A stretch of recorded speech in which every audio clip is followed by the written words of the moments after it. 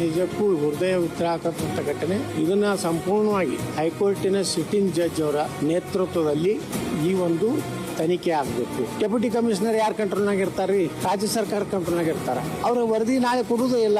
ಅವ್ರಿಗೇನು ಸಿದ್ದರಾಮಯ್ಯನವ್ರು ಹೆಂಗ ಲೋಕಾಯುಕ್ತದ ತಮ್ಮ ಒಂದು ಕಂಪ್ಲೇಂಟ್ ಹೋಗಿ ತಮ್ಮ ಇದ್ರ ಮುಂದೆ ಹೆಂಗ ಅಟೆಂಡ್ ಆದ್ರು ಮೈಸೂರಿನಲ್ಲಿ, ಅದೇ ರೀತಿ ಡೆಪ್ಯೂಟಿ ಕಮಿಷನರ್ನವರು ಮ್ಯಾಜಿಸ್ಟ್ರೇಟ್ ಎನ್ಕ್ವೈರಿ ಮಾಡಿದ್ದಾರೆ. ಇದನ್ನ ಒಪ್ಪಲಾಗ್ತಾ ಇಲ್ಲ. ಇದು ಹೈಕೋರ್ಟಿನ ಈ ಸಿಟ್ಟಿಂಗ್ ಜಡ್ಜ್ಗಳ ನೇತೃತ್ವದಲ್ಲಿ ಒಂದು ತನಿಖೆ ಆಗ್ಬೇಕು, ನಿಪಕ್ಷಪಾತ. ಯಾರ್ಯಾರು ಇದ್ರೊಳಗೆ ಇನ್ವಾಲ್ವ್ ಅದಾರ. ನೀವು ಕೇವಲ ಒಬ್ಬನೇ ಸತ್ರಲ್ಲಿ ತೆಲುಗು ನಟ ಅವ್ರನ್ನ ನೀವು ಅರೆಸ್ಟ್ ಮಾಡಿದ್ರಿ. ಇವತ್ತು ನೀವು ಎಲ್ಲಾರನ್ನೂ ಅರೆಸ್ಟ್ ಮಾಡ್ಬೇಕು. ನೀವು ಯಾರು ಕಾರಣಕರ್ತದ್ರಿ, ರಾಜ್ಯದ ಮುಖ್ಯಮಂತ್ರಿ ಹಿಡಿದು ನಿಮ್ಯಾಗೂ FIR ಆಗ್ಬೇಕು, ನಿಮ್ಯಾಗೂ ಪ್ರಕರಣ ದಾಖಲೆ ಮಾಡಿ ನಿಮ್ನು ಅರೆಸ್ಟ್ ಮಾಡ್ಬೇಕು. ಯಾಕಂದ್ರೆ ಇಷ್ಟು ದೊಡ್ಡ ಅನಾಹುತಕ್ಕೆ ನೀವು ಕಾರಣ. ಇನ್ನೂ 56 ಜನ ಜೀವನ ಮರಣದ ಮಧ್ಯದಲ್ಲಿ ಹೋರಾಟ ಮಾಡ್ತಾ ಇದ್ರು. ಅನೇಕ ಏನು ನಮ್ಮ ದವಾಖಾನೆ ಬೇಜವಾಬ್ದಾರಿತ ಈ ಸರ್ಕಾರ.